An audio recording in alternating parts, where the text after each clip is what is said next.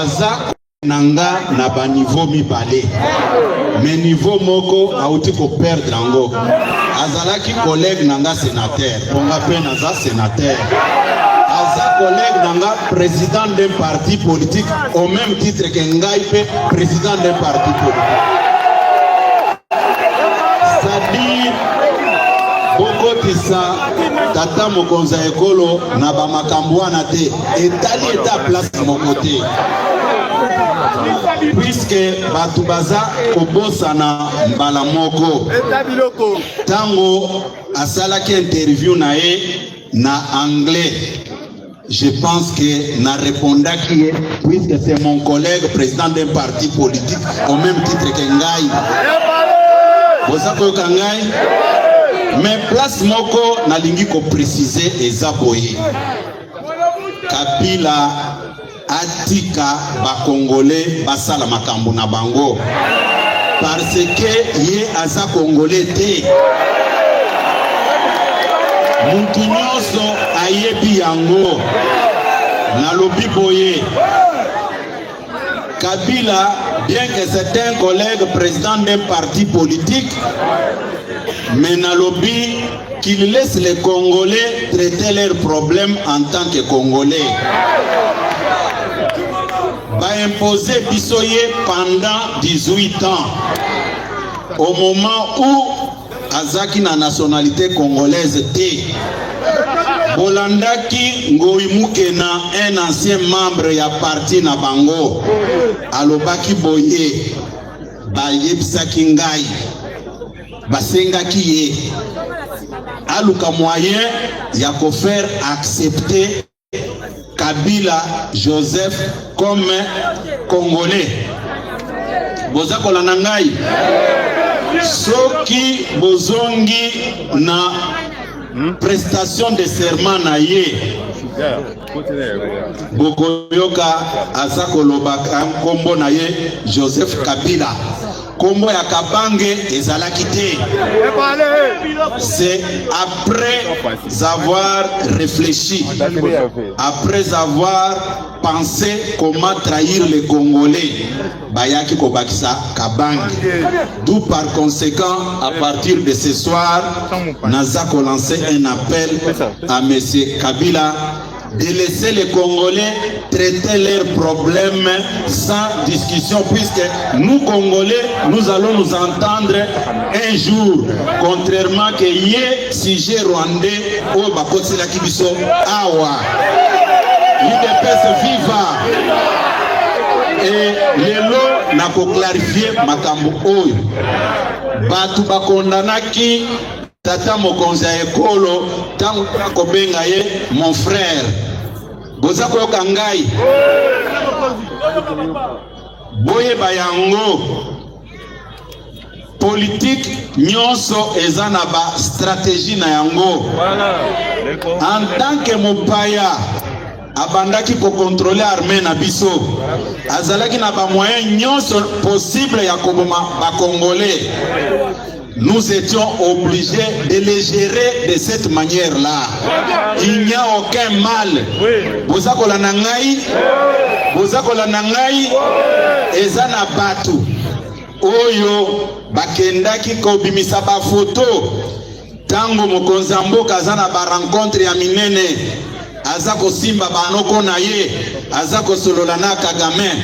C'était une façon ya ko gérer parrain na ye oyo atiaki awa, parce que soki to geraka parrain na ye te 6 mois ezalaki ebele bitumelinge kotawa to vivre situation neti ya lisuba na sasungo eto na Brazzaville. Félix Tshisekedi, c'est un génie politicien.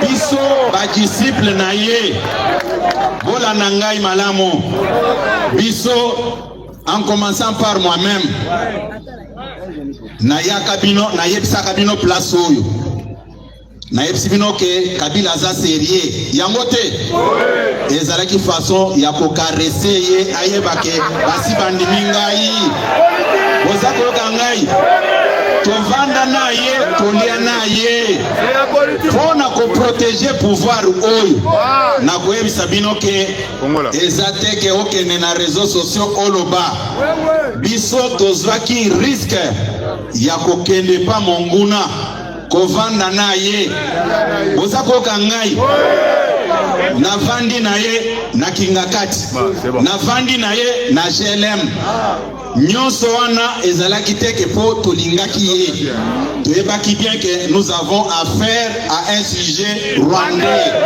boza kolanda ngai toyaka tina ba photo totiaki yango awa. C'était une stratégie politique ya yeba ke non batoyo baza bayuma bayebi mabe na salela bangote mais tango père ya déboulonnage abimi activer machine na ye a déboulonner ye oza koyoka ngai na yebisaka bino place oyo si je ne me trompe pas ezalaki libanda na yebisaki bino ke Kabila abima mboka oyo sa mutu ayeba na yebisaka bino yango mais malheureusement au lieu même bateau ya ye lokola bazaka na ba sous-traitance na bango na kati ya parti ao naza koyebisa bino baza na ba sous-traitance na bango na parti ao parce que après dénonciation wana ba sous-traitance va passer en action. Nde bomoni phénomène ya ba mombondo ba frondeur et puis na kati awa. IDPS viva parce que ayebisaki bango comment boza kotika ye ti lelo abanda ko attaquer ngai. Eza na ba mususu de bonne foi.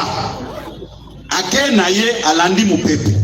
Mais ayebi oyo eza na se ya mai eza nini te boza kolanda ngai boza koyoka ngai malamu nayebisaki bino place oyo bana ya Etienne Tshisekedi bana ya Félix Tshisekedi bakotikalaka te sous l'emprise ya baennemi ya mokonzi ya mboka baennemi ya pouvoir ya tata mokonzi ya ekolo na ebisaka bino wake ngai nazali koloba neti Jonas na désert mais bana nyonso oya tata mokonzi ya ekolo Félix Antoine Tshisekedi tango bakoyoka mateya na biso bakoya bango nyonso awa mutu atake bango te boza kolanda ngai lelo ebele bazongi na yebisi bango ke boza na ndako na bino ndako o tata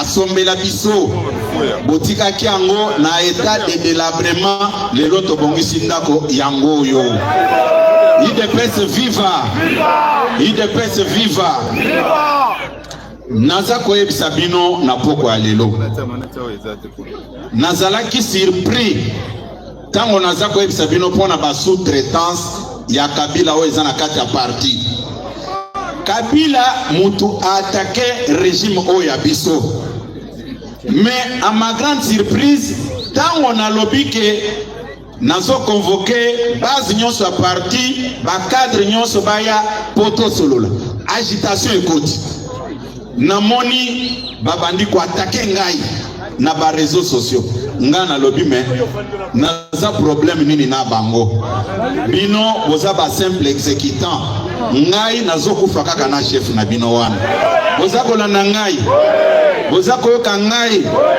naza koyebisa bino na poko aleloko Kabila n'est pas un modèle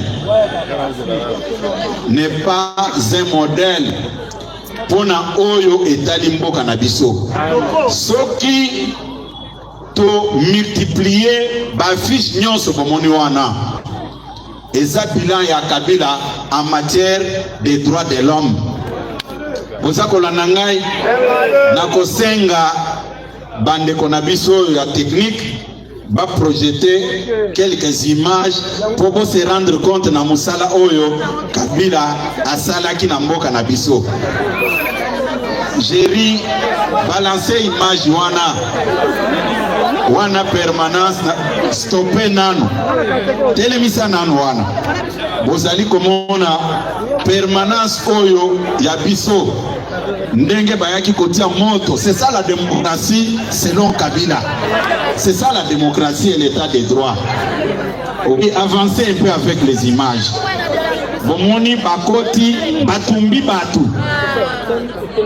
La démocratie d'après Kabila n'a batunaye. Pour la démocratie et le progrès social, UDPS détient Tshisekedi sur cette image. Ses partisans accusent le camp du pouvoir d'être responsable de l'attaque de leur quartier général qui, selon eux, a fait au moins 5 morts. Au moins 17 personnes ont été tuées au premier jour des violences qui ont éclaté lundi avant une manifestation des jeunes de l'opposition contre le président Joseph Kabila, dont ils réclament le départ. Une situation qui inquiète la communauté internationale qui a appelé au calme et à l'organisation rapide de la présidentielle. Un rapport accablant publié 1 an après les violentes manifestations contre Joseph Kabila. Des officiers supérieurs des forces de sécurité congolaises ont recruté au moins 200 anciens combattants du M23 en Ouganda et au Rwanda voisin pour protéger Kabila et étouffer les manifestations anti-Kabila. Le rapport de Human Rights Watch fait état de relations troublantes entre le gouvernement congolais et d'anciens combattants du mouvement M23, un groupe rebelle actif dans l'est du pays jusqu'à sa défaite par les forces congolaises en 2013. Ses membres avaient trouvé refuge en Ouganda et au Rwanda voisin. Selon le rapport, les anciens rebelles auraient été transférés en RDC en décembre 2016 et déployés à Kinshasa, Lubumbashi et Goma, où ils ont été intégrés aux forces de police, à l'armée et à la garde présidentielle. Leur mission, selon l'ONG, réprimer avec la plus grande violence les manifestations contre le président Kabila après son refus de quitter le pouvoir à la fin de son deuxième mandat. Est-ce que nous avons besoin d'une leçon venant de Kabila en matière de la démocratie? Qu'il avait induit en erreur pour... Bon, je comprends aussi. Comme ce sont des histoires où bakomeli et na papier balobi kende kotanga yepe aye kotanga azako se rendre compte na makambu nyonso ya mabe asala kite. C'est ça la démocratie d'après Kabila. C'est ça la démocratie. Oyo Kabila alobi que démocratie ezate na mboka M23 bazalia. Mais yetango abandai ko recruter 23 azoya na bango awa. Po babo mabiso na ba manifestation. Ayeba kiteke biso tozaki na information nyonso wana. Awa tozana ba famille ya batoyo Kabila aboma bandeko na bango. Est-ce que bazana kati yao? Bazali wapi batumbaki awa na permanence? Oh, ba famille wana boyao. OK. Boyao bomatao. Ça c'est la démocratie d'après Kabila. Au moment où il a laissé les hommes et les maris de ces femmes ont laissé des veuves et des orphelins parce que Kabila yé lelo aipesa biso leçon ya démocratie. Simba na nino tiango boy. Mata Bomatawa. Oui, maman boya côté les mao. Boya bino nyonso et bino poboyeba quel type d'homme nous avons. Quand je vous dis que c'est un sujet rwandais et les autres pensent que j'invente des choses. Ota la kaka ba famille oyo. Moto, zongisa moto oyo ya permanence ndenge za kozika. Zongisa yango. Zongisa yango. Oui, voilà. Ça dit, s'il vous plaît. Ye aluki mambo akosilisa yango. Makambo akosilisa yango. C'est ça la démocratie selon Kabila. C'est ça la démocratie. Hein? Démocratie oyo ye aye nango pona koloba pona bantu baeba ke ya un Kabila qui existe yango. Ndenge biso tokomi na pouvoir soki tata sa ekolo soki tata mokonzi ekolo atalaka makambo oyo. Est-ce que quelqu'un comme Kabila a des leçons de morale en matière de la démocratie à Kopesa biso? famille oyo s'il vous plaît la technique na bino wana bosimba simba ba côté oui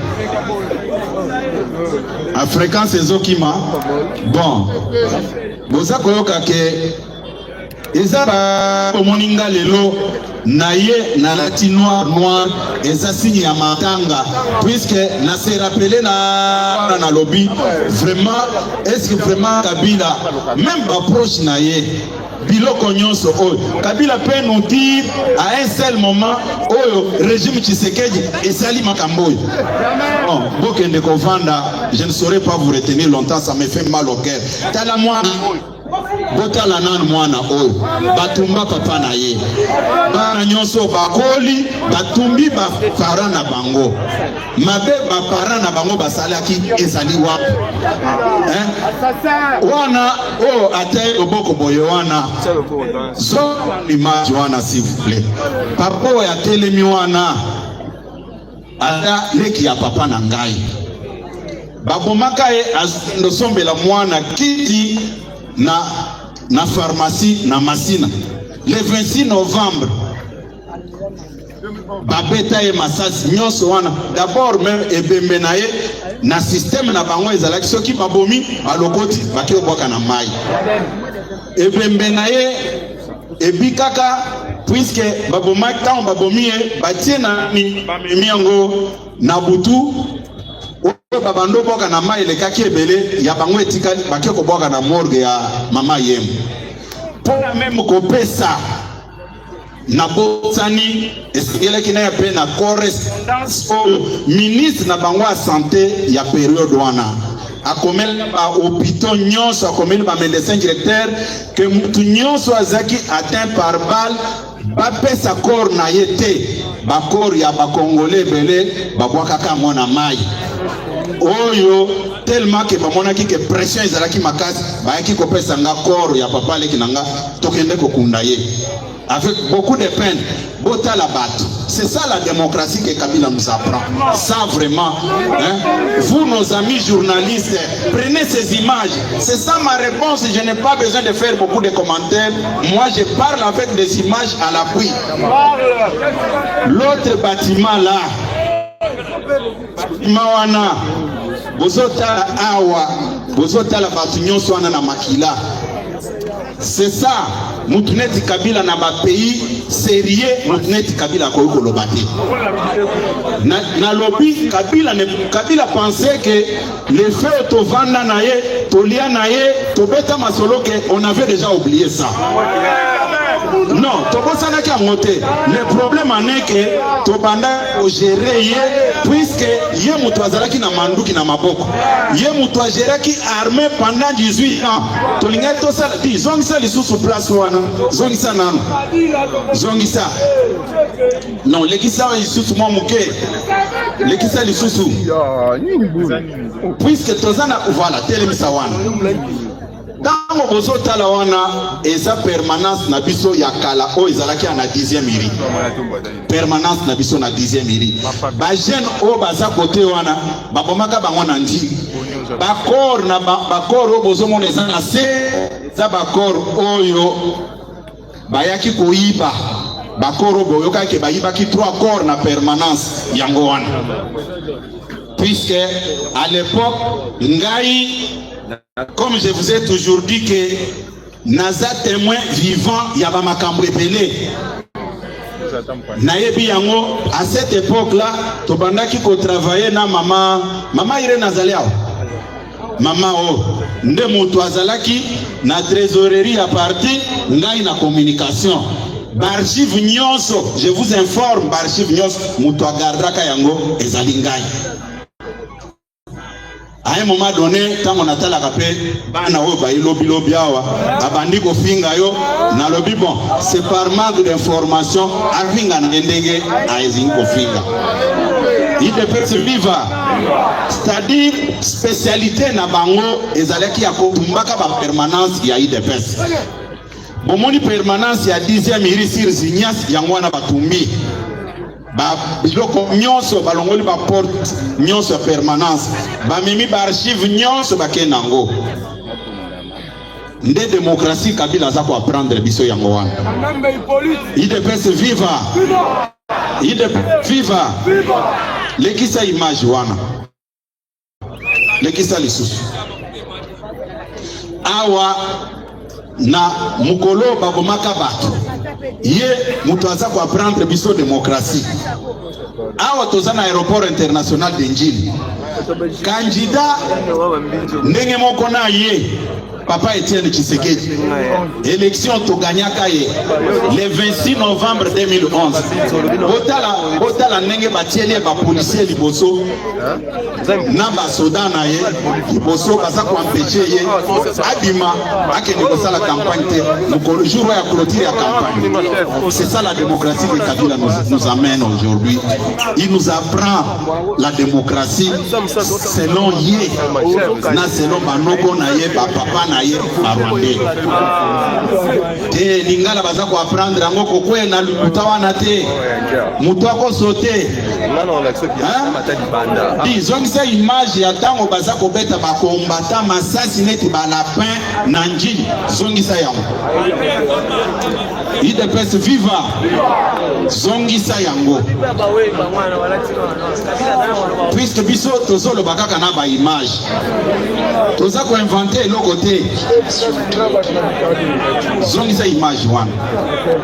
Oya aéroport wana. Bon telemisa wana. Telemisa. Bomoni awa. Botika nanu makelele. Telemisa image wana. UDPS viva. UDPS viva. Quand on a ça comme Sabino que c'est un sujet rwandais. Bola nangai. Peut-être bino botia ki angokate. Message na yo il est kaki en direct sur la chaîne nationale ya Rwandais. Vous avez kangai. Zaneti ndenge na zako loba boye. Message nangezo leka en direct sur la RTNC. UDPS viva. UDPS viva. Bon, lekisa. Na lingaki boye beloko wana. Lekisa lisusu. Lekisa lisusu place bazo beta ba Congolais masasi. Oui, yango wana. Bon, c'est ça la démocratie selon Kabila yangoy. Vous avez comment? Hein? Yewana na kati alati chemise à pembe. Hein? C'est ça la démocratie, c'est ça l'état de droit. Kabila di matsa volume wana. Je demandais au Kinaki. Zongi sango na sima ba dans les violons. Zongi sango.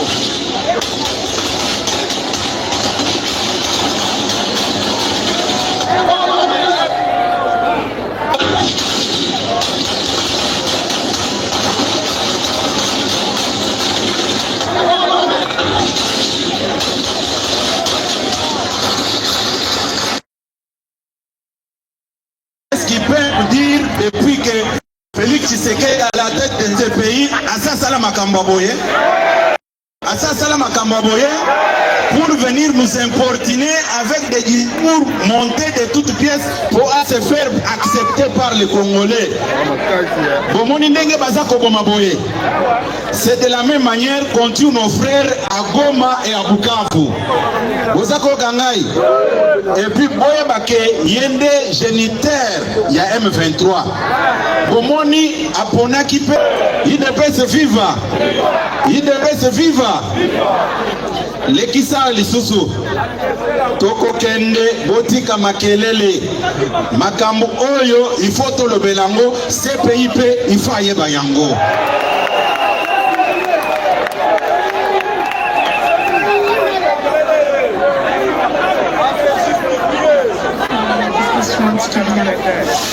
Le rapport de Human Rights Watch fait état de relations troublantes entre le gouvernement rebelle aurait été transféré en RDC en décembre 2016 et déployé à la garde présidentielle. Leur mission, selon l'ONG, réprimer avec la plus grande violence les manifestations contre le président Kabila après son refus de quitter le pouvoir à la fin de son deuxième mandat. Mené entre le 19 et le 22 décembre 2016, cette répression aurait fait 62 morts et des centaines de blessés. Est-il permis ici? J'ai décidé de briser le silence. Lekisa. UDPS viva. IDPS viva. Nalingi koloba boye. Botika makelele wana. Bomoni zoni sa place wana mamuke. Lekisa lisumo muke. Telema wana. Naokaki ba sous-traitance ya M23 na Kabila otoza na bangwao. Namonaki ndeko moko a balancer ba photo na nga ya kala. Tango tozana papa Tshisekedi. Ndenge balinga koyoka teke kabo ya sali kambwa malamu. Akembango alobi atikala ko participer na marche ata mogote. Mais photo wana ezana ndenge babeta kanga na ba policier bazokisanga na loboko na motu. Eyebana bien na batu nyonso. Eyebani bien na batu nyonso. Mais je n'ai pas le temps à perdre pour na ba petit monsieur o bazoluka ko créer histoire na bango na kombo na ngai. Ezana ministère moko alobaka to ko répondre binote. Puisque stratégie na bango eza ya ko distraire ngai na zanga ndenge ya ko défendre régime oyo na intérêt ya mokonzi mboka. Na kolandaka bango te. Parti au balobaki que Kabouya bomi parti. Parti on a bomi yango. Mais quand ils sont incapables de réunir même 100 personnes na ba manifestation baza kosa. IDPS viva. Viva. Lekisa place wana ezana ba biloko il faut bolanda. Lekisa les sous. Commissaire place et assemblée nationale wana. Puisque biloko bazako sala ya soni. Il ne fallait pas baloba.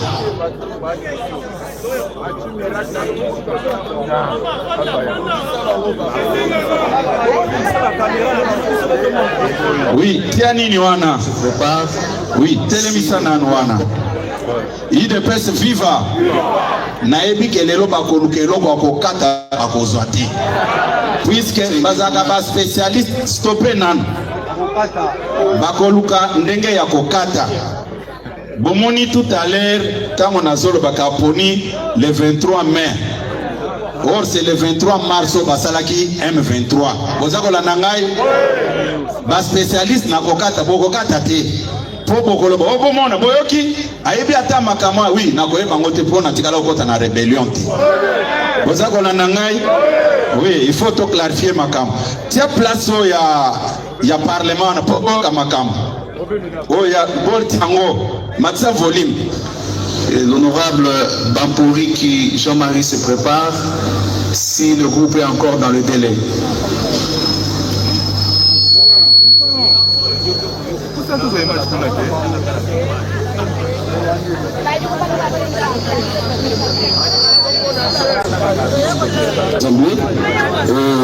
Le texte, vous trouverez dans la porte du Némurab. Et à l'est, notamment, nous attendons le retrait de l'armée monolithique qui règne en maître depuis plusieurs décennies à l'est. Tango, nous voulons rappeler. Tango Mina Kwaza, président du Parlement, Tshisekedi a comme président de la République. Mais Makambo, le Kabila, a saboté en Mokoto. Pas continuer. Continuer. La même armée est maintenue. Nous tenons suivi de Bukavu, puisque ça la Kichanga, au nom Kivu, plus rien ne bouge. La même armée devient CNDP, la même armée devient Beskotaganda, et ce sont les choses qui se font et se refont. Je voudrais en appeler à la communauté nationale ici représentée pour dire que la population en a assez avec les politiciens de l'Est du pays. Il faut que les gens le savent. Les députés du Nord Kivu se sont réunis la dernière fois, ont déposé un mémorandum qui siège chez le président ici. Ils disent que les traits officiels sont délégués ici à Kinshasa. Pourquoi, monsieur le Premier ministre, vous ne voulez pas qu'on le pointe du doigt? Que protégez-vous, monsieur le Premier ministre? S'il y a insécurité, puisque les gens de l'Est qui ont commandant suprême de l'armée, ils ont eu ministre de la Défense que voici, ils ont eu tout, conférence de Gombe, toujours Pango, conférence de c'est toujours eux. Pourquoi ils ne veulent pas parler de qu'est-ce qui ne va pas chez eux pour qu'on demande maintenant à l'Ouest d'intervenir. Comment l'Ouest va intervenir sur des questions qu'ils veulent cacher? Disons ce que vous ne savez pas. Premier ministre, ouvrez la boîte, qu'on vous dise que tel est dans cette affaire. Qu'on vous dise cette armée non ethnique, nous ne voulons pas de tribalisme militaire. Monsieur le Premier ministre, vous entretenez l'armée ethnique sur place pour quel intérêt? Alors, si vous ne voulez pas, dites que c'est votre affaire, vous êtes prêt à vendre le pays. Si c'est ça votre affaire, n'oubliez pas la nation. Dites-le comment. Nous voulons faire savoir ici que si ce gouvernement ne décide pas de terminer l'affaire, apprenez les militaires, les ethnies qui sont là-bas, alors vous allez clairement, vous trahissez la nation. Il ne peut pas qu'on ait peur de vous le dire. Je crois qu'il faut le noter, la nation en a assez avec cette question de tourner autour du pot, autour de quand on vous demande de relever les militaires qui sont depuis longtemps. Nous sommes prêts à vous dire tel citoyen qui est ici est dans cette affaire. Vous ne voulez pas qu'on le dise. Pourquoi? Donc, je crois que ce n'est pas nécessaire de dire plus que ça. Je conclue en disant que la ville de Goma, pour tendre la main à l'ouest, a voté contre vous la Kikanga pour lui dire, nous, les gens du Nord qui vous trahissent. Vous de l'Ouest, venez nous aider. Demandez à ces gens pourquoi ils trahissent le pays. Demandez à ces gens pourquoi on soutient les pays voisins à dominer leur pays. Mais ces pays voisins-là ne nous aident à rien. Quel est le problème? Je m'arrête là pour dire que si le Premier ministre actuellement nommé, lui n'aura pas d'excuses. Chaque nécessaire, on peut l'excuser, il ne connaît pas les affaires de l'Est. Mais lui, il y a vécu. Si, encore une fois, comme le ministre de la Défense, sortant, il a déclaré ici, en réponse à ma question, qu'il va retirer tous ses militaires. Il vient d'expliquer, il ne les a pas retirés. Vous aussi, si vous ne sortez pas ces gens-là, nous dirons que vous vous attendez quelque part pour vendre l'Est, allez ne dérangez pas tout le monde, c'est votre affaire, vous avez vendu, on s'arrête là, merci beaucoup. Ça va, Katananoana. Bon, IDPS viva. Au lieu bozalaka na ba distraction ya pamba. Makambu oyo tango eza koleka. Est-ce que Tata Mokonza Ekolo, son Excellence Félix Antoine Tshisekedi, anomaki matata comme Premier ministre? Est-ce que dans le Parlement au Yabiso, toza président Assemblée nationale au Beminako, Bakolo Makambo, Bamiyebi, Bozako Kangai? Mais nous parlons de quoi? Kabila pensait que les Congolais basi babosana makambo. Si tous les Congolais babosana, Kabou yatikala kobosana. Nayebisaki bino wake bango ndenge bazaliwana.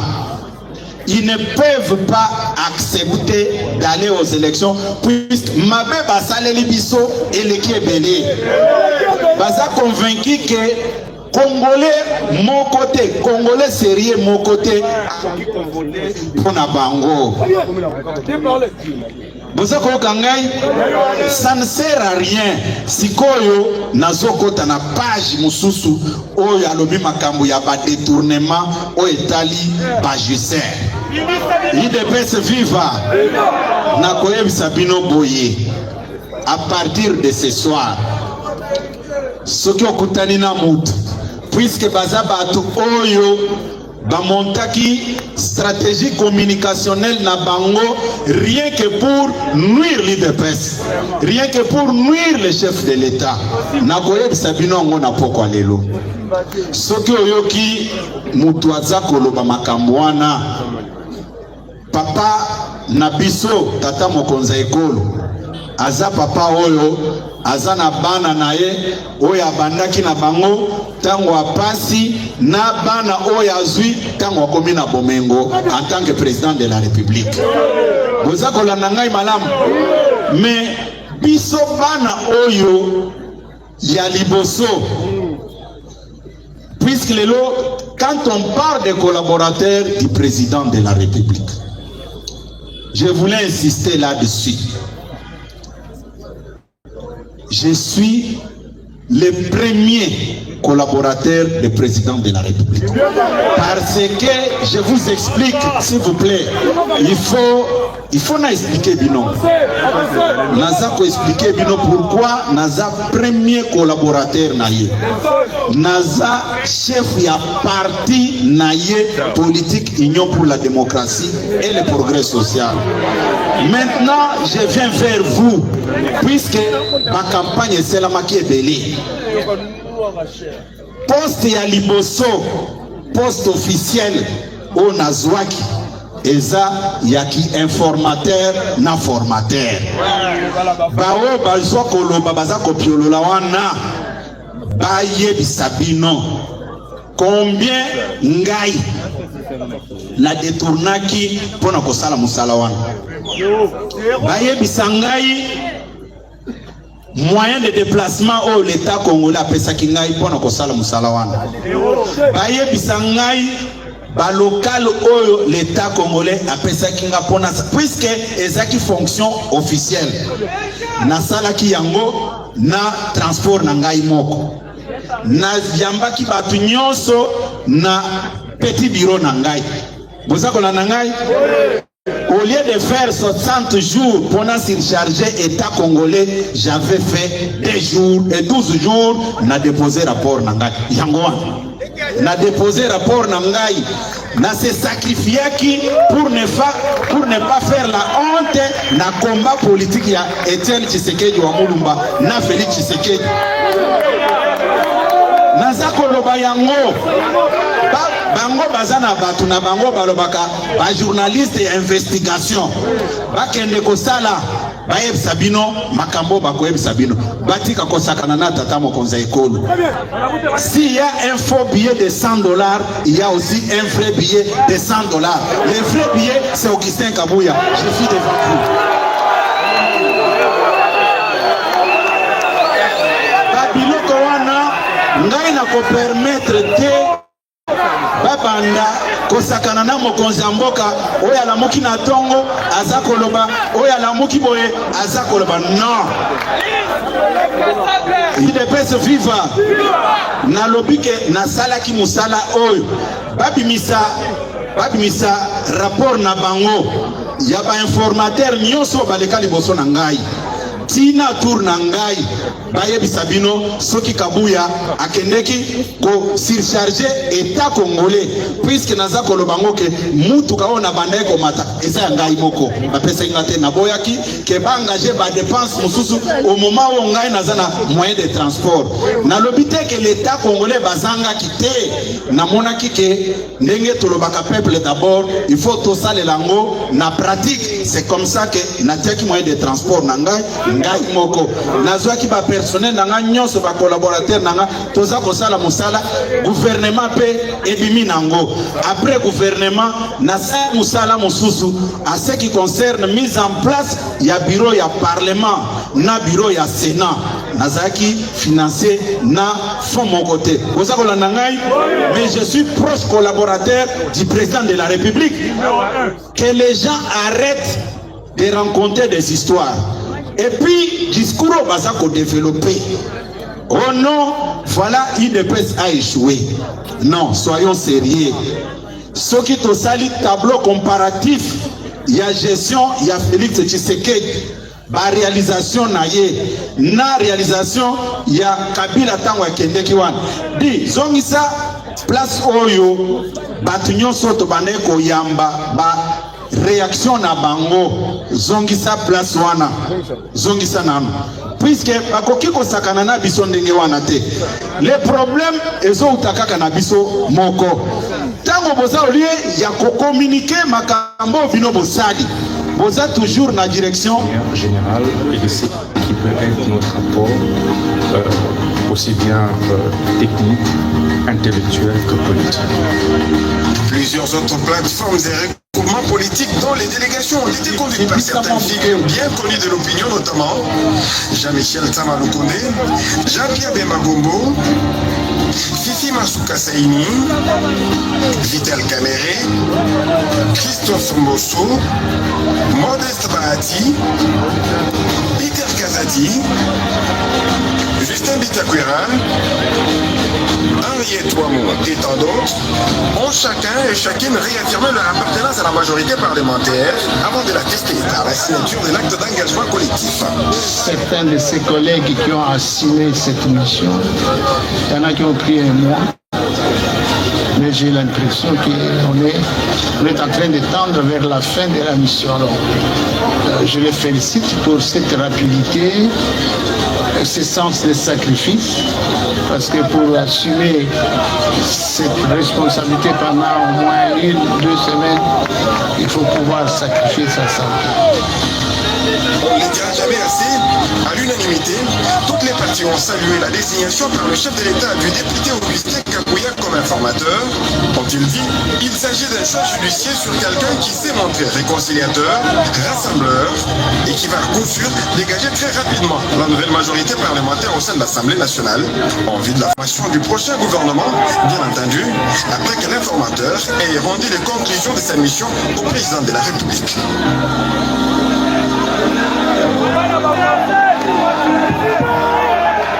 Zongisa na sima, zongisa na ebandeli ya nini wana. C'est important, batu nyonso wana va s'exprimer. Ils n'ont pas tort, ceux qui ont affirmé au effort que le chef de l'État Félix-Antoine Tshisekedi était inspiré par Dieu pour désigner l'informateur. Le 7 février 2024 restera à jamais marqué dans la vie politique des Mwanabouté, profondément reconnaissant à son Dieu pour le destin, puis au président de la République, chef de l'État, pour les choix sur sa personne. Je commence d'abord par remercier les créateurs du ciel de la terre qui a permis que cette nomination puisse avoir lieu, et remercier aussi le chef de l'État en particulier qui a porté son choix sur ma personne. Mais les choses sérieuses ne vont pas tarder. Le 15 février, soit environ 1 semaine après, au cours de son premier point de presse, l'informateur Augustin Kabouya dévoilera sa mission qui s'inscrit dans une durée de 30 jours renouvelable une fois. Celle-ci consiste à consulter les partis, regroupements et personnalités politiques, toutes tendances confondues, appelés à siéger à l'Assemblée nationale. Avec l'aide de Dieu, je demeure convaincu de l'issue et reste de ma mission par l'identification d'une coalition fondée sur une forte majorité parlementaire, gage de la stabilité de notre pays. De la parole à l'acte, depuis son quartier général installé dans le ventre du prestigieux Hilton Hotel, l'informateur a eu toute une semaine pleine de consultations, soit du 16 au 22 février 2024. Des regroupements et plateformes politiques de l'opposition, conduites notamment par Constant Moutamba, Matata Pogno et Adolfo Mussito, ont été aperçus au portillon de Augustin Kabouya, auprès de qui ces leaders de l'opposition ont remis leur cahier de charge au sujet de ce qu'ils pensent de la gouvernance. Nous avons vu un informateur calme, serein, mesuré, compétent, humble, ouvert. Et à cette occasion, nous lui avons déposé, remis en métropole, le cahier des charges qui détaille nos différentes propositions sur ce que nous pensons du futur gouvernement, ce que nous pensons de la future composition du bureau de l'Assemblée nationale, ce que nous pensons de la situation du pays de manière générale et de ce qui peut être notre rapport aussi bien technique, intellectuel que politique. Plusieurs autres plateformes et regroupements politiques dont les délégations ont été conduites par certaines figures bien connues de l'opinion, notamment Jean-Michel Tsamalou Kondé, Jean-Pierre Bemba Gombo, Fifi Masuka Saini, Vital Kamere, Christophe Mbosso, Modeste Bahati, Peter Kazadi, Justin Bitakwira, Henriette Ouamou et tant d'autres ont chacun et chacun... Merci beaucoup. Sikoyo, nalingi kozongela bino. IDPS viva. Batu nyonso oyo. Ba personnalité minene ya mboka na biso. na yambaki bango. Bango nyonso babandaki kosala ba témoignage na bango. Bango tout. Zone sa place bazo sala ba témoignage wana. Parce que là, il est vraiment en train, il a déjà fait plusieurs tableaux. Maintenant, c'est les tableaux définitifs. Et comme vous voyez, il n'y a pas d'engouement, c'est bien respecté. On respecte les chefs de groupement, on respecte les députés. Sinon, on pouvait m'appeler seul, mais il respecte tout le monde. Nous pensons qu'il fait un travail excellent et nous tenons à les féliciter au nom de tous nos regroupements pour le travail qu'il est en train d'abattre sans regarder les temps, sans se fatiguer. Donc, coup de chapeau à notre formateur. Poignée de main conviviale. Ces considérations-là, que ces ajustements aient été pris en compte dans le cadre de notre mouvement politique de la Code. Bon, ça va, ça va, merci. Bon, yo po ozana en na yo contre moto. Un incompétent au bâté à Kabino, un incompétent peut faire tout ce travail ici. Un incompétent à Salakaka Salako. Bon, ce n'est pas ça le sujet du jour. Nangaka kako continuer Nabino pour vous dire ceci. Le chef de l'État a de très bons collaborateurs. Puisque quand on a Zolo Bakazan a très bons collaborateurs, Lelo Balingi Bassa la campagne à Mabé contre l'IDPS et son chef. Le gouvernement actuel, ni encore moins les institutions dans son ensemble, ESA occupé na batu ya IDPS bango mon côté. Toza na politique moko ya coalition. Et puis na sekaki makasi. Mokonza mboka za moninga na bisote. Ceux qui ont l'ignoré ça la babuzo bano, kokot sa kombo mokonza mboka te. Natanga kilobi. Mwana moko akomi boy. Oh. Haute autorité politique de référence apekisi Kabuya aloba. Di yo ozalaki na mokonza mboka wapi oya yebisaki oke Kabuya aloba te. Vous allez continuer toujours à tromper les gens. Bon, ya aloba ki na aloba te mais ah on a yeko sala ni. Na yeko sala nini hao. IDPS viva. IDPS viva. Je suis responsable de sa famille politique. Na yebisaka bino place oke. Naza directeur de campagne à Mokonza Mboka naturel. Je n'ai pas besoin d'une quelconque nomination. Même ça kabino ngwao. Moza kolanda ngai tolobeli makambo ya liboso ya droit de l'homme.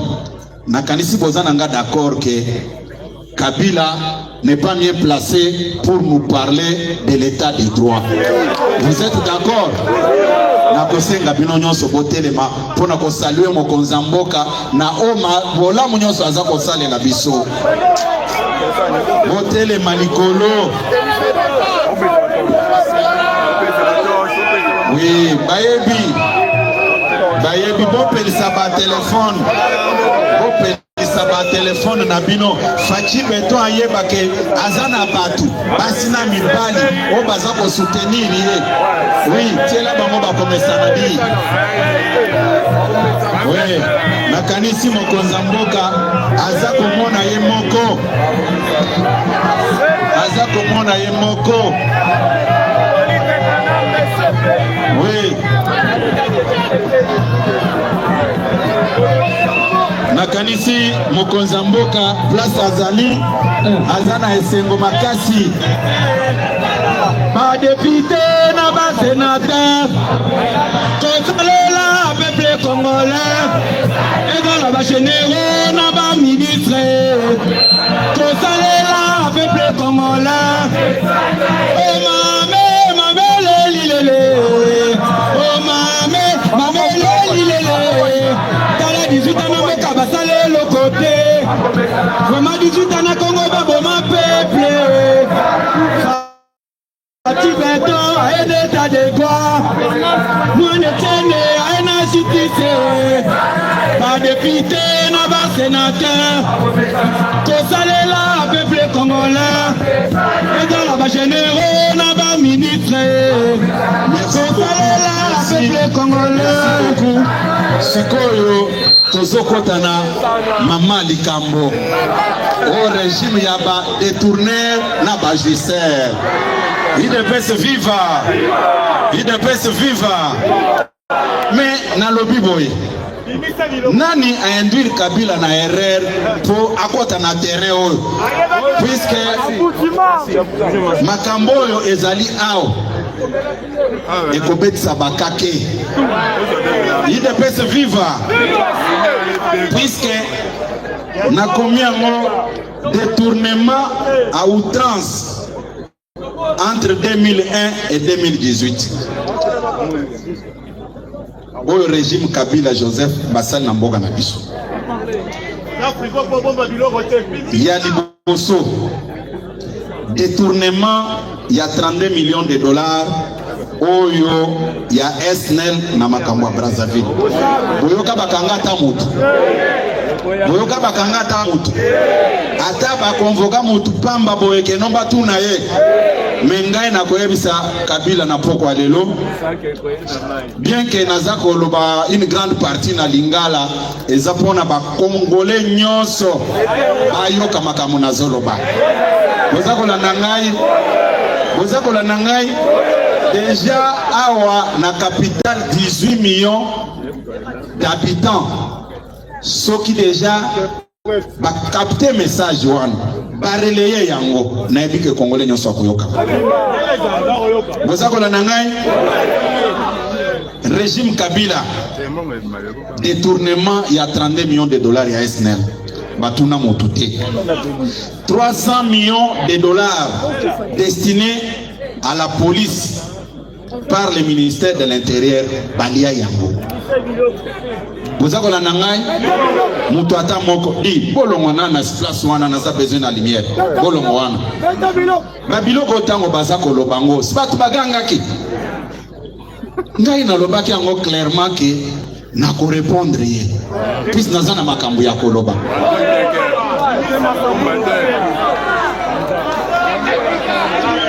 Détournement, il y a 1,345 millions de dollars destinés aux 5 chantiers. Boyoka bakanga moto. Boyoka bakanga moto. Naza kolobake 1,345 millions de dollars. Bayiba yango, balea yango. Batuna ta moto te.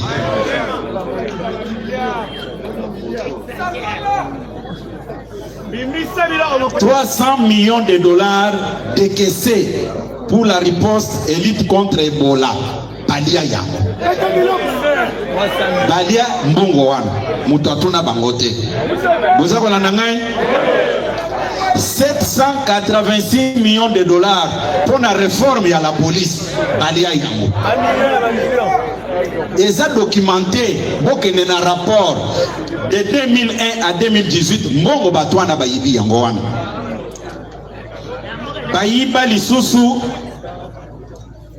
160 millions de dollars destinés à la construction des stades Nakikwit Bayiba yango, Balia yango.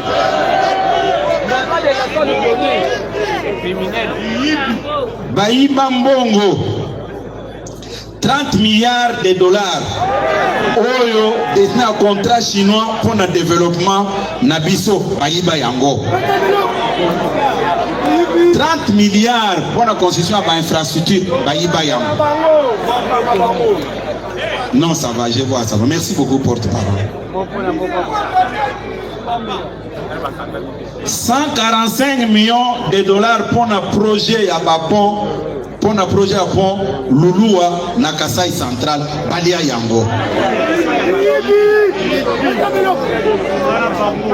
50 millions de dollars pour un projet à relance Yamiba Balia yango.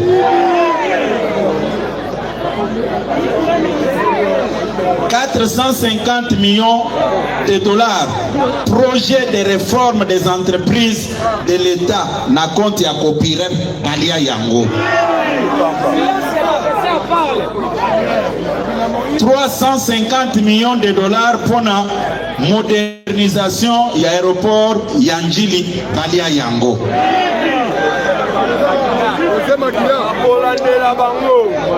1 125 millions de dollars pour la construction, il y a autoroute pour la Kinshasa, pour l'aéroport Nabiso, Balia Yango.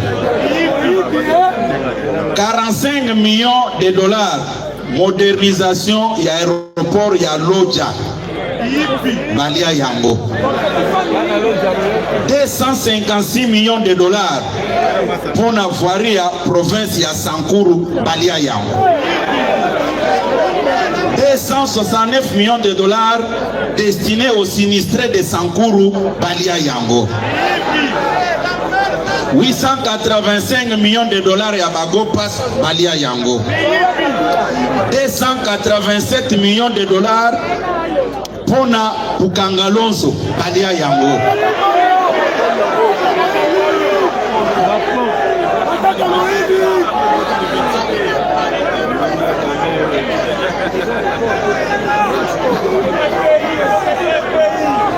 $321 000 et 321 millions de dollars destinés à la construction des parcs agro-industriels au Congo central, Balia Yango. 1,28 milliard de dollars destinés à la construction des écoles, Balia Yango. 348 millions de dollars pour l'achat de matériel de la police anti-émeute, Balia Yango.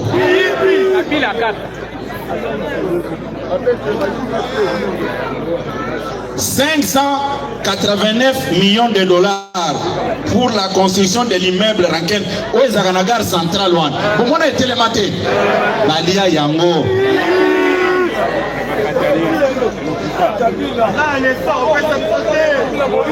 Balia tranche à Liboso 589 batondite bakosi ke bo bakisa lisusu babakisi lisusu 180 millions de dollars pour le même projet na pembeni wana Balia Yango wana pona immeuble ngaba tonga pembeni du ministère des Affaires étrangères, Balia Yango. Oui, 884 millions de dollars pour la construction des stades, quelques stades municipaux, on a vu la Kinshasa, Balia Yango. 456 millions de dollars destinés aux étudiants pour la faisabilité des routes à Lubumbashi, Balia Yango. 109 millions de dollars destinés à la construction de cette zone de santé, Balia Yango. 800 millions de dollars pour l'achat, il y a 7 drones, Balia Yango. 456 millions de dollars destinés à la construction de 4 dépôts d'armement, Balia Yango. 1 million de dollars pour la construction des infrastructures des provinces nouvellement créées. Après création à 26 provinces, Balia Yango. 1,5 milliard de dollars pour le recensement de la population, Balia Yango. 170 millions de dollars destinés au service national, Balia Yango.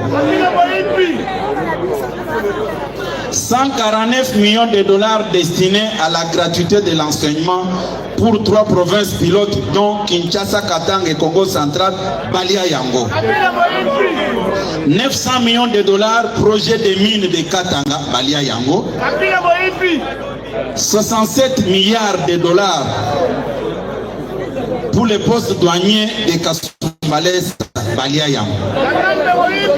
453 millions de dollars destinés à économiser l'argent afin d'organiser l'élection à tous les niveaux en 2016, Balia Yango. 730 millions de dollars pour la création et financement du M23, Balia Yango. Pour nous démobiliser, Balia Yango mais garder Bango Pomba Bomakabiso. 340 millions de dollars destinés à l'acquisition des satellites pour la République, Balia Yango. 2,8 milliards de dollars destinés à l'achat d'armes balia yango. 13,9 milliards de dollars transférés et placés dans les îles Caraïbes pour le blanchissement d'argent sale. Babomba mbongo bayiba mbongo boka ba montant wana. 4,7 milliards de dollars bayiba yango. Babomba ngona na transféré et placé au Panama Papers pour blanchissement d'argent. 1,8 milliard de dollars destinés au projet modernisation de la RDC. 123 millions de dollars destinés à la construction du stade de Matadi Congo central. 780 millions de dollars destinés à la construction des barrages hydroélectriques de Katende. 560 millions de dollars destinés à la construction des usines de cimenterie à Kisangani.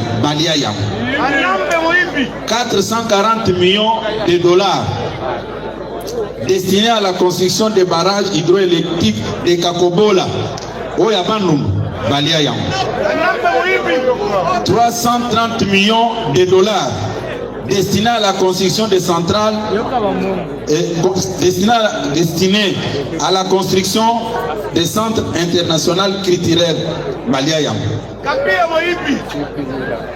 230 millions de dollars destinés à l'acquisition des avions de lac. 2 milliards de dollars de redevances minières au Katanga. UDPS viva. Woki bambongo bayibi. Woki bambongo bayibi. Bon, sikoyo nazako loba boye. UDPS viva. Kabila a bien placé. Tango nazolo ba makambo yo naza naboyi nazala mal compris. Baloba teke bomoni ke kabuya ye ko justifier na bao bazo yiba ngana lobia na ye ko justifier lo ko mon côté. To koti na terrain wana ngana za na drapeau na ngai ya régime na biso. Bozolanda. Mon rôle est de défendre les régimes et les chefs de l'État. Bozakolanda ngo lelo komo na ko ebisa bino na poko lelo. Assassin numéro 1, il y a Joseph Kabila et il y a Laurent Désiré Kabila. Est-ce que Moutakoki pour accéder au pouvoir par un coup d'État, ce qui a zaki derrière coup d'État wanate. Bakomi musée, yoza innocent. Comment yoko succéder musée? On remplacer Ndengenine. Bozako landangai? Bozako kangai? Yango nazako lobake. Nazako yebisa bino bol. Mutu Nanzo lobake musée à Kofi. Hein? Musée Laurent Désiré Kabila babomiye. Mais comment expliquer que Yozaki na makambo na te? Oye ko remplacer ye. Bazo mona biso bana mike. Hein? Bazo mona biso bana mike. Balobi makambo ya ba M23. Mutu a signé ba accord na M23. Eza Kabila ye moko. Bozola na ngai. Mutu akoti ici batu. Po babo mababanya mulenge. Babo mbamonye babanya mulenge na au plateau. Ezali ye moko Kabila. Bozakola na ngai. Bozakola na ngai. La souffrance des peuples congolais s'appelle Joseph Kabila. Et puis, place moko, naza komona ke bazo me mabino na ba distraction mingi. Je me rends compte que les gens sont dans une logique. Toko comme papa. Vanda. Vanda.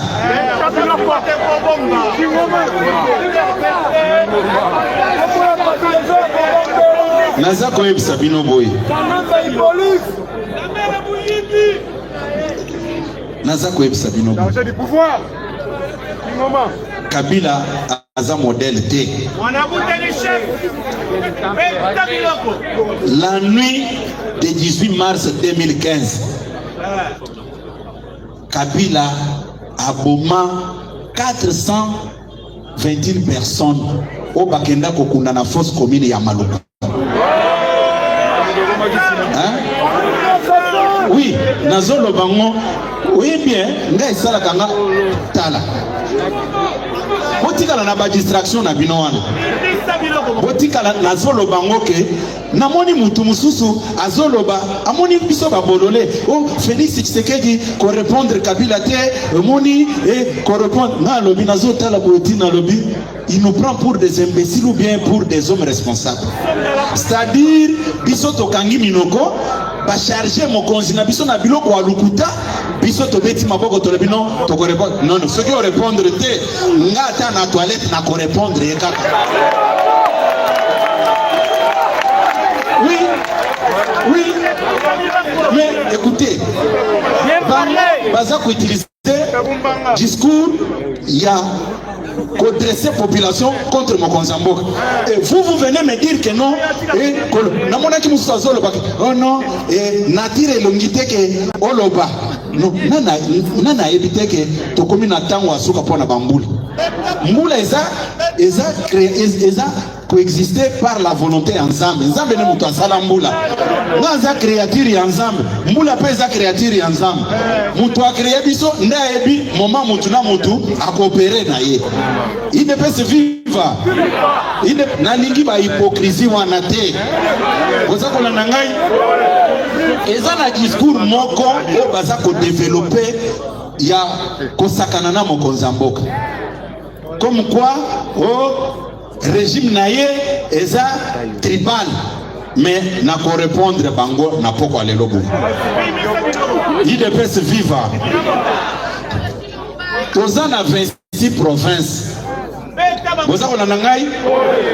Il faut toka na place wana. Ngana za député na za na parlement. Ce qui va servir batuya Sud Kivu, bato Nord Kivu balobake nous ne sommes pas concernés. Bato Manyema balobake nous ne sommes pas concernés par ce que vous venez de faire. Vous avez servi rien que les gens du Sud Kivu. Même logique na bato Manyema na bato Nord Kivu. Mais toyebi à l'époque il y a Zaïre, il y a 9 régions. Grand Kivu, Ezalaki Moko, Ezaboete. Au nom de quel principe aujourd'hui ceux qui ont au servir Moutouya Sankourou, au lobby que Batoua Kassai central pas concerné. Puis c'est une province à part entière. Ceux qui ont servi Moutouya Kassai central, au lobby que Moutouya Kassai oriental pas concerné. Mais si tel est le cas, besoin que soignons sur le Sega Moko, base à l'autorité provinciale Moko. Pourquoi parler encore de découpage à ma province? Hein?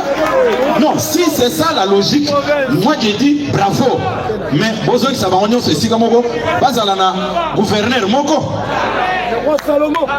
Mais ça va poser des problèmes. Il ne peut se vivre.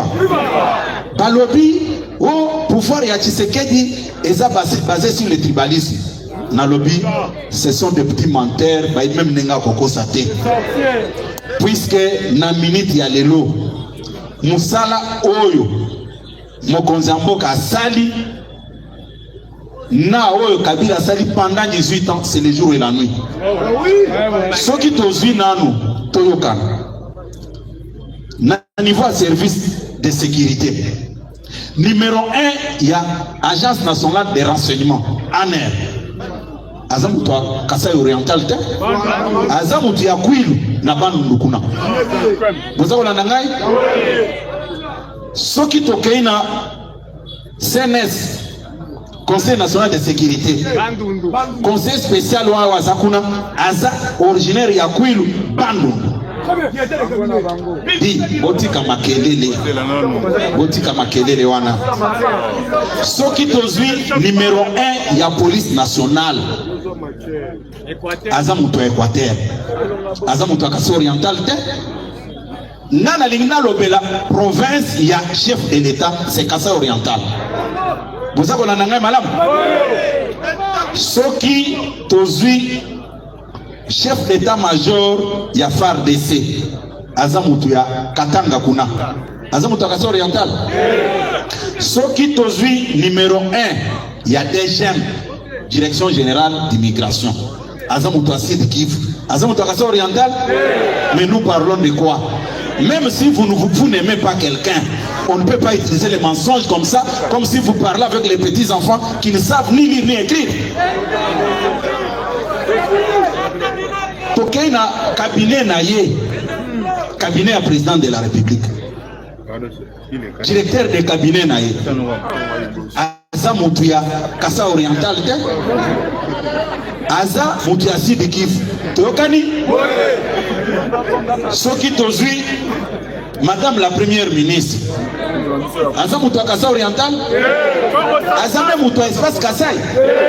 Aza Moutoua Congo central. C'est connu de tout le monde. Soki Tokei l'Assemblée nationale. Président Assemblée nationale. Boye Biye. Aza originaire ya Sud Kivu. Vous avez la nangai? Ceux qui n'azui, s'il vous plaît, s'il vous plaît, Nalobi Boye, chez moi c'est la discipline. Cette tribune, ce n'est pas pour vous donner l'occasion à importuner les collaborateurs du président de la République. Vous m'entendez très bien? Aussi longtemps que le président ne m'a rien dit sur ses collaborateurs ou à Zana Bangona coalition, jamais Bokomonanga n'a pas si Moutumukom. Je vous ai toujours dit que j'exécute l'ordre donné par le président de la République. Point barre. Je n'ai pas de chef. Quand nous étions avec Kabila dans la coalition, je vous parlais de Kabila ici. Mais quand il a tourné les doigts à Kabila, je vous ai déjà parlé encore de Kabila ici. Soyons disciplinés. Ok? Tokei na Sénat. Président Sénat, Azamutu Katanga. Est-ce qu'Azamutu Kasai oriental? Tozui Mutu Oyo. Bauti Konome Siko ya IGF. Voilà. Azamutu Sud Kivu. Mais, tango tangi batunyon soyo. Par poste de commandement, vous voulez me faire croire que dans la province, il y a chef de l'État, il n'y a pas de gens intelligents qui peuvent exercer ces fonctions ici? Tokei, Tozui, par ministère stratégique, ministère de l'Intérieur et Sécurité, et géré par quelqu'un du Nord Kivu.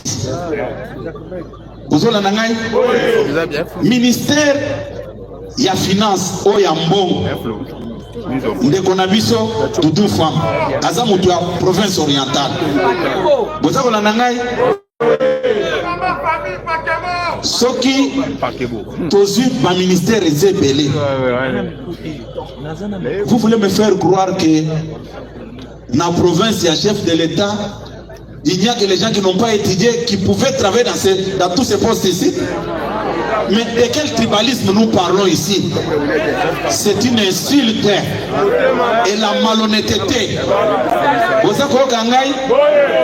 Bino batuboza kolikisabata na bino na bafidélité. Les gens se sont organisés pour salir le président de la République. Vous passez tout votre temps dans la distraction.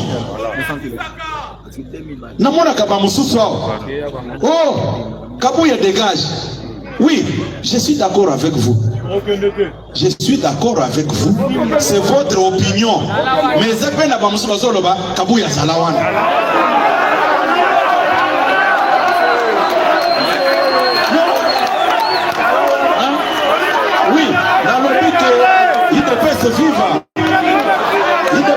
viva. C'est votre point de vue. En tant que démocrate, Nakosalo et l'autre mon côté. C'est une expression démocratique. C'est tout à fait normal. Mais tika pe bamususu oyo bazako lobake kabuya salawana. Il ne peut se vivre. Il ne peut se vivre.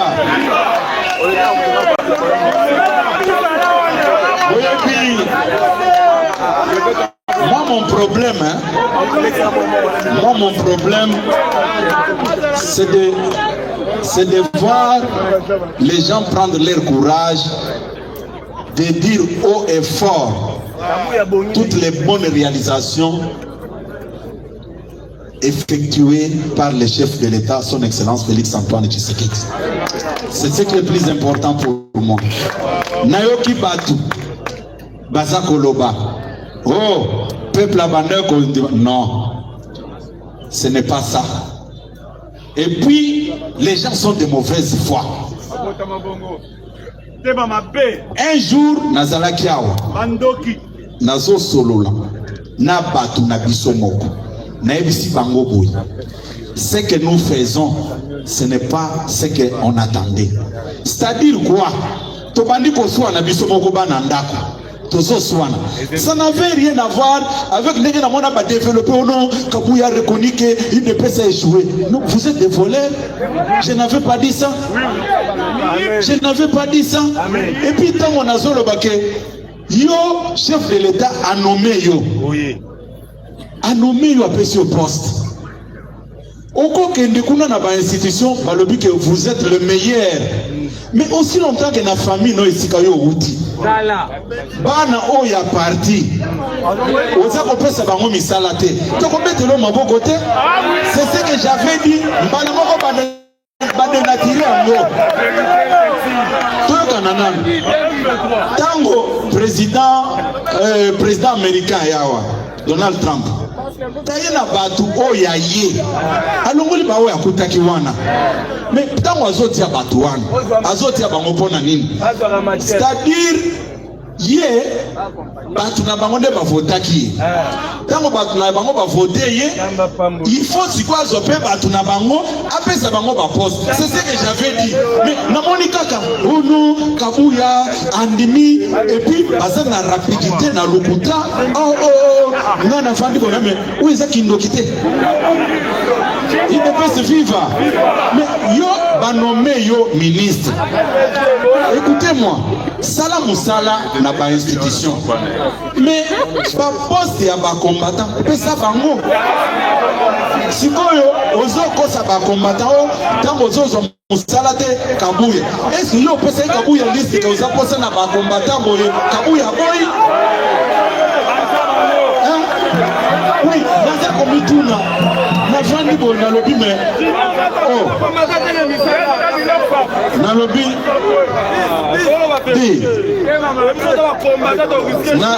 nani na lobby boy na senga ki écran géant oté pour na kosa la promotion na ngai. Si il faut faire la promotion, c'est la promotion du chef de l'État et qu'on présente ma paix à Kabila. Ne bilo komi balé na mimela ki écran géant oyo. Vous avez awa kaka makambo. Oui, Moussala nenge salamaki. Vous avez nangai. Oui, ngai na ya. Nous avons un seul chef. Vous avez nangai. C'est tout. Ngai soki olingi totan sanotongo na ba discussion tokosala nayo. Naza nouveau venité. Avantage naza nangopo na yebi mutu na mutu. Na yebi sakibino place oyo. Il ne peut se vivre. Na yebi sakibino place oyo. Etienne Tshisekedi mutu asala parti oyo. Les mêmes groupes babengana kayeke asa incompétent. Les mêmes groupes même Etienne na justice. Vous savez qu'on a nangai. Mais non, le premier docteur en droit de notre pays, un petit groupe de gens, bafandi boye, balobi to bengani, bamemi eti na justice. à combien plus forte raison ngai mutu na ye kokuta batu basala ke loko na bango zete akukauka. Bon, nalingi naib sabino na poko le logo. Nous avons un président digne. Mutoko sabino te. Na kopé sabino exemple moko. Lelo bazako loba. Kabila tika ki budget na combien? Et Tshisekedi a commissaire na combien? Bakoye bisabino ke bolanda nano. Kabila s'est permis ya kokosa ono basoda na biso baza maltraité. Mes chers frères, natikala komona mutuna souci ya basoda net président Félix T. Ça, je ne fais pas de publicité. Au moni, quand nous sommes arrivés au pouvoir, président Félix a accueilli Kotala et Sika Bato Bakenge la Kaye et Sika Balalaka et Sika Basina Bango Babotaka et Sika Banana Bango Batanga. Nana Zaki n'a été. Mais n'a pas quoi tant au Tokei. Toke kokutana tata mokonza ekolo bobetele maboko makaka. S'il vous plaît, boyebi jour na yoki Kabila a évoqué problème ya basoda. Même basoda place bazona ce qui a zakana na bango bakobeta ta masasi. Mokonza mboka uti na kan church na poko tovandi bazolo ba mais prédécesseur nanga vraiment azaki na motema ya moto. Bato bazo kenge la yo. Ce que j'ai vu c'est inacceptable. Bana basada mabele bazo tanga na condition mabe basi na bango na condition mabe alobi ke action nanga ya liboso il faut na soigner bato yo basa ko kenge la ngai na ko kenge la mbo. Est-ce que hôpital lo ezalelo na kanchachi Kabila tekaki yango? Nous parlons de quoi? Nalobi ba ekolo bana baza kotanga lelo na kanchachi. Kabila avait laissé ça? Mais nous parlons de quoi?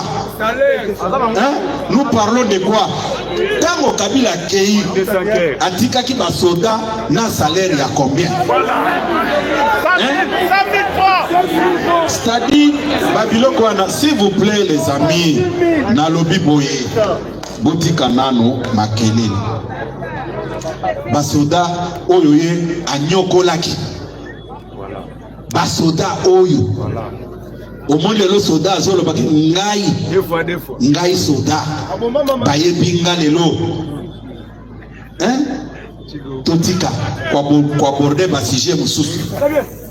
Namona ki mususu amibengi gaza docteur. Alobia sana ba doctorat soki combien? Pour yebi koloba français mingi koleka secrétaire général à IDPS. Mais soyons un peu sérieux.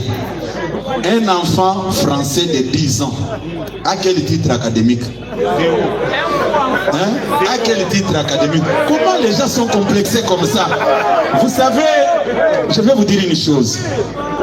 Un jour, l'actuel président burkinabé, capitaine Ibrahim Traoré, il dit ceci. Aujourd'hui, pour dire que telle personne est intelligente, il faut qu'il parle dans une langue étrangère.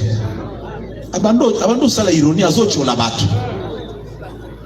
Des débats na monaki et j'ai eu pitié même de certains de mes proches.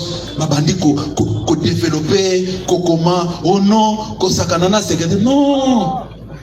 Un jour j'ai parlé avec le secrétaire général adjoint Daniel Asselo, notre VP honoraire. À ce qui s'est à lobby, secrétaire général.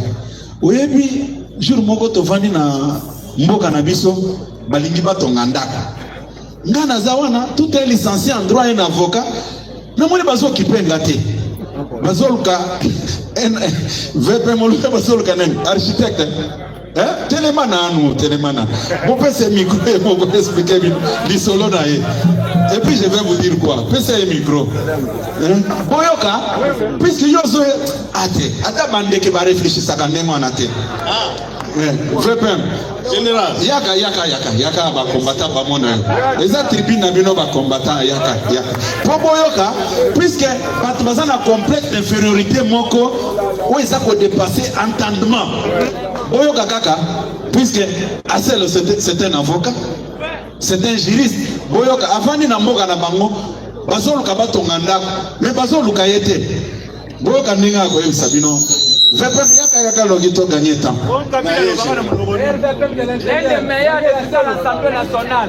Pasi général Mokoli nanga mbote pe na ba combattant et de PC Jean. Bodi mambote. Voilà. Général, merci mingi. Nalingaki kutu na yana pour souffler au moins les kamomoko moké avant qu'elle ne réponde à la préoccupation. Général, papa leki nanga moko azalaki na Chine. Atindi libi maloba lobi na sina soloni na ba chinois wa batongela biso école na mboka.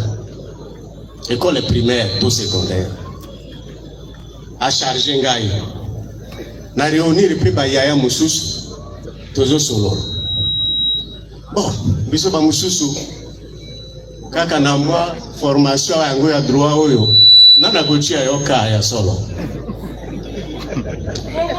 Pour choisir ndeko moko azalaki na semeki na architecte. Sincèrement, on ne pouvait pas faire aussi facilement différence entre architecte, ingénieur et la construction. Basali Ango, Basali Dessewana, voilà ce qui était important pour nous. Basali va concevoir nini immeuble. Di Botika Makelele, s'il vous plaît. Makambo tozolo boyo. Soko bimika ka, ba bloquer na kwa kuna, ba kotso likuta, o bobenga ka formol wan. Ikumwe vimbi lisusu. Bolanda makambo. Loba makambo. Bebi bana belé ta aussi saka secondaire awa soki toke na université. Bana oyo tozwa ka inscription na droit, to mimo na kaka bisonde. Mais curieusement architecte wana yeli biso groupe na nini conception na ye nga moko siko natikala na ngo na ndako lokola nazalaki secrétaire ya groupe nazwi pona sala rapport ya ba activité ya groupe nazotala dessin ya papa wana ne bandeliti na suka na moni acheli biso école wana na bana na biso bazali likolo en plein village bazali likolo na uniforme bazotala na se nga moko na mituni ça c'est dans mon village et ce jour-là je me suis dit général je ne suis rien sans les autres. Donc je suis arrivé à la conclusion que soki mutatongeli nganda kute nakolala libanda soki infirmier azate bakotu banga tonga te biso nyonso toza obeni moko toza kuse compléter oyete ok siko passer message nalingaki na compléter yo général na oyo itali ozo ko insister awa. Mais ce Joseph Kabila n'est pas un modèle. Rappelez-vous, Kabila est venu de la rébellion. Ayewa, Tokufeli Papa Nabiso, Laurent Désiré Kabila Joseph a commis président. Kabila alobi atiki pouvoir, mais biso de ton force, ça y est, atika pouvoir. Qui ignore dans ce pays que Kabila voulait d'un autre mandat. Biso n'est au téléma. Non, so bozomona awa. Biso n'est au téléma, tolobi, pas question, il y a mandat supplémentaire. Ndesikoyo, il s'est senti contraint avec la communauté internationale à Kin. Botala, pourquoi Kabila n'est pas un modèle? En plus de ce que le secrétaire général a dit tout à l'heure. Akekuna Kabila rêvé. Alobi oh natika ki M23. M23 est kokité. Il faut na sala lisusu AFC. Asali AFC. Alobi balobi akoti na Goma. Kabila na batu na balobi ta na komina na koti na Goma te. Mais je vous dis ceci, c'est que j'ai complète dans le secrétaire général Alobi. C'est que l'Afrique n'a biso et à travers le monde. Quand un président de la République a bien géré son pays, il devient un modèle pour son continent. Aussi, Afrique, Balobi, moi, il y a un mouké, il y a un Congo Brazzaville, Tobengisa Joseph Kabila, aussi, ce n'est pas un modèle général. Merci.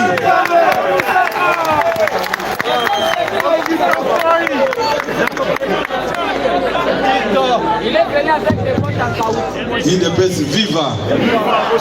IDPS viva. Nakanisi tant des osala biso défaut pour toka ba. To vide diboyo kangana na malamu. To vide matière nyonso te. Omoni na fongola ki tal, na fongola ki fardol. Hein?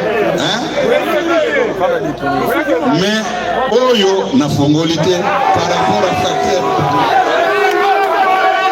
Il peut se vivre. Na lobby biso tozana makambo koloba. Mais par rapport il y a facteur temps. Naza koloba boy.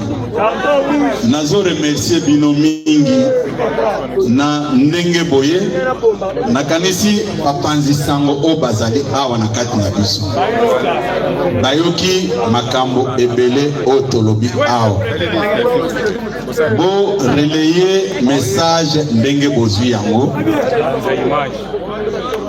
bomoni makambo ezebele akoloba makambo ezebele akoloba mais tant ezo permettre bisote tozwi kaka volet mibale na makambo oyo etali état de droit na démocratie na makambo etali ba détournement et puis na koyebisa bino boye.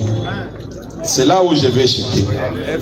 Yo zana bana na mibale bola nanga malamu mwana moko azobela maladie ya cancer mosusu aza bonne santé. S'il vous plaît, s'il vous plaît, s'il vous plaît, tika makelele wana tango yo kobimawa bakuzuyo kana kwa babandi kokosa kosa yo mbala moko zongia ke bomone biso zala calme kamuna zolo bwana peut-être ekozala conclusion même ya makamto solo leo ozana bana mibale bafutaka mbongo $1000 na fin du mois. Mwana moko azobela sikoyo okosala nini okolobake wa azobela wana akufa na ye ou bien okoluka osauve vie na ye. Oui, okoluka osauve vie ya o azobela lelo ekozala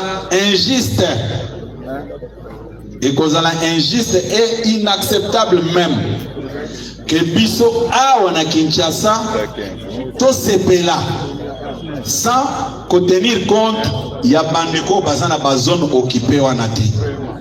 C'est ce qui fait que bambongo boza koyoka ke baza ko dépenser ezokende mingi na makambo etali achat ya ba armement na kokipe mapinga na biso. Lelo soki oyoki tata mokonzi ekolo alobi salaire ya muke ebanda na $500 pour na basoda nyonso obetele maboko malgré puisque donc on a zoebisa bino ke ndenge likambo ya basoda condition na bango ndenge et dérange comme Mozambique beaucoup le mais oh finalement c'est-à-dire c'est quelqu'un qui aime son armée nenga za commandant suprême nazo le baké tango alobeli bisoka kama kamwana ke nazo comprendre te prédécesseur na ngai abande ko considérer batu oyo ou bien abande ko considérer bango te alobi mais ngai moko comme chef de l'état tango na komi na moni condition basota bazako vivre ça m'a fait très mal au moni Kabila aza sincérité a montaki stratégie na ye oui mosusu akoye bisoke oyebisaki biso ke Kabila aza sérieux oui tobando gérer ye non tobande ko gérer ye lelo boya kotuna nga lisusu nalobela bino lisusu ka moi ah oui tobande ko gérer non pour ceux qui ne le savent pas na koyebisa bino ke tango tozokutana ne na domaine présidentiel enseigne abando sala nanga baje mutu abenganga pour m'annoncer la mort de mon frère Jacques Ilunga. C'est lui? Oui. Mais oh, tango ngana zako kende epana ekuna na lobino tokutana ona GLM. Ezaki pona nini? Na bando kende na mission na ngai comme envoyé spécial ya Mokonzi. Tango ablokaki ba ordonnance ya Jekamine na SNCC. Na bando kendo kutana naye ngana papa kitenge Yesu pe asonam. Mais tango musale esili na zone bao ba mesana ko détourner ba ko yebisa bino ba ko sala ba vidéo nous avons l'information Kabuya collabore avec Kabila soni na bino. Ah oui. Tango mokonzi aza kotinda ngai kende kosala boyi naza kokende nazo kende oui nazo kende c'est l'ordonné et j'exécute c'est tout oui makambo eze belé ya koloba mais tant ezo sala défaut na koyebisa bino ke mutu ako sabino te mokonzi mboka aza na bino na motema na ye boza kolanda ngai lelo soki oyoki là je m'adresse à vous les amis de la presse. Le pays n'est pas géré par l'UDPS seul. Le pays est géré dans une coalition. Puisque nous venons de lire, de citer les noms des animateurs de certaines institutions. Vous n'allez pas nous dire qu'il n'y a que les gens de l'UDPS. Même les gouvernements dont on parle, sur 57 personnes membres du gouvernement, il y a, si c'est 7 ou 10 membres de l'UDPS. En termes de pourcentage, ça représente quoi? Ce qui nous a amenés dans cette condition, c'est le contexte politique qui est devant nous. Nous sommes obligés de composer avec les autres. Nous sommes obligés de composer avec les autres, c'est ça le problème. Quand j'avais soulevé le problème des changements de constitution, les gens ne m'avaient pas compris. Je vous avais bien expliqué que j'étais un formateur. J'ai vu des difficultés qui entourent l'actuelle constitution et les institutions. On prend presque toute une année pour la mise en place des institutions.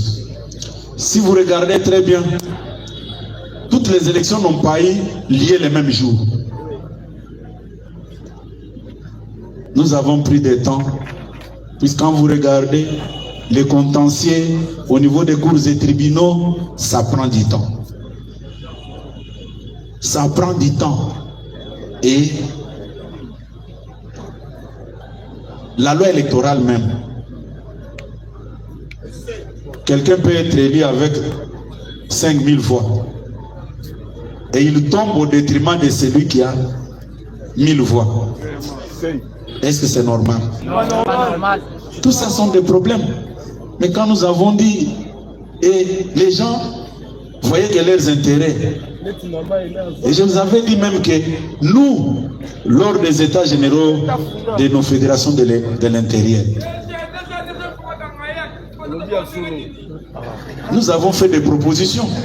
Nous n'allons pas inventer la roue. On avait pris comme base de nos discussions sur la réforme constitutionnelle l'acte constitutionnel de la conférence nationale souveraine. Tonato réactualisant. Et là, il y avait une implication de plus de 2000 délégués venus de toutes les provinces, les Congolais eux-mêmes, y compris l'Église catholique. À quoi est mauvais ce qui tout ça là que l'Okowan? Puisque quand vous regardez les 5 ans dont on vous parle, c'est de la mascarade. Je vous dis, c'est de la mascarade. Une année pour la mise en place des institutions, et la dernière année, c'est l'année électorale. Et la dernière année, on vous dit quoi? À des fois, les gouvernements expédient les affaires courantes. Et imaginez-vous, il y a un dossier important que l'État peut intervenir. Mais un gouvernement qui expédie les affaires courantes ne peut pas engager la République. Tout ça, les gens, au lieu de réfléchir comme des gens cultivés, on amène un autre débat. Parce que les Kamongwe Outakina, 11e mairie, Naïdepes, comme selon eux, quelque chose de bon ne peut pas sortir de Limité. Or, Limité a fait un travail comme un formateur. Au lieu de 60 jours, nous avons fait ce travail dans 12 jours. On a tout terminé. Personne n'a jamais critiqué ça. Même quand nous étions avec le conseil spécial lors des dernières consultations. Quand on m'avait accordé la parole, j'avais dit, non, tout était déjà fait. Mon rapport là, les chefs ont le pouvoir d'agir comme ils pensent sans frustrer l'union sacrée. Et tout le monde était d'accord. Et l'union sacrée, c'est la vision du chef de l'État. Et ce soir, je vous dis encore, il faut respecter tous les partenaires du président de la République. Vous m'entendez très bien. Que les gens ne vous amènent pas des histoires. Les jours où il y aura un problème, je reviendrai encore ici devant vous. Boyebi ke ngai na lobaka sans kotia mai na monoko. Zamba pambola bino, merci beaucoup.